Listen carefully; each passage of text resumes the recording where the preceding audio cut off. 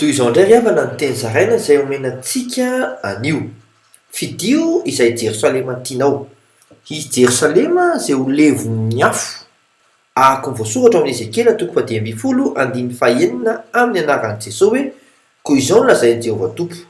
Toy ny taom-boaloboka amin'ny hazo any an'ala izay natolotro ataina dia toy izany no anolorako ny mponina any Jerosalema. Satria tsy namoa ny taom-boaloboka ao aminy. Ahako ny voasoratra ao amin'ny Ezekela 3:10 amin'ny anaran'i Jesosy hoe moa mba fangalaka-kazo atao zavatra koa va izy? Na mba fangalana fiantohan-javatra? Indro atsipy anaty afo ataina izy. Ny lahany roa ho levon'ny afo ary ny tenatenany ho may, ka moa azo atao zavatra koa va izy?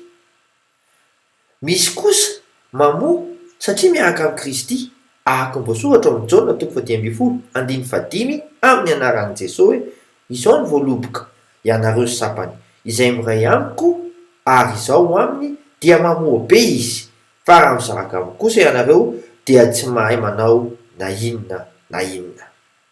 Anao sy safidy, mino aho anefa fa tsy amelanao raha tsy ho lasan'i Kristy tanteraka ny tanànanao e.